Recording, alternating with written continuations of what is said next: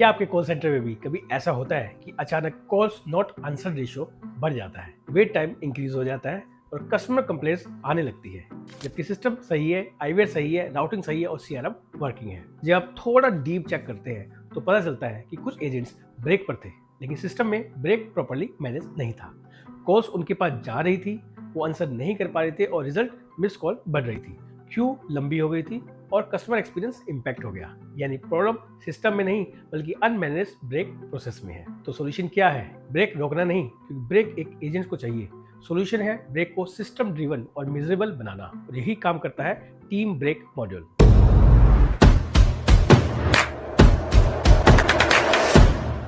Hello friends, welcome back to my channel. मेरा नाम है कौशल बंसल, को फाउंडर एट कोडेस्क, और आज हम बात करने वाले हैं एक ऐसे स्मार्ट सॉल्यूशन की जो ब्रेक्स को प्रोडक्टिविटी लॉस नहीं बल्कि कंट्रोल्ड प्रोडक्टिविटी में बदल देता है, which is called team break module. Team break module में जैसे ही एजेंट ब्रेक पर जाता है उसका स्टेटस ऑटोमेटिकली अपडेट हो जाता है।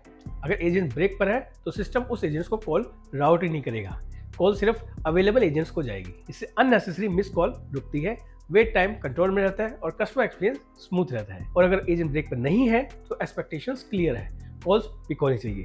अगर बिना ब्रेक स्टेटस की कॉल मिस होती है तो वह क्लियरली परफॉर्मेंस इशू मार्क की जा सकती है। No confusion, no excuse, pure accountability. Admin या सुपरवाइजर डैशबोर्ड पर लाइव देख सकते हैं कि कौन सा एजेंट ब्रेक पर है और कितनी देर से है। एंड ऑफ द डे या end of the month productivity report में क्लियरली दिखता है कि किसने कितना एक्टिव टाइम दिया और कितना ब्रेक लिया। इंसेंटिव, पे out, performance evaluation real data के आधार पर डिसाइड हो जाता है। इसके अलावा पूरा डिटेल एक्सेल रिपोर्ट भी डाउनलोड किया जा सकता है।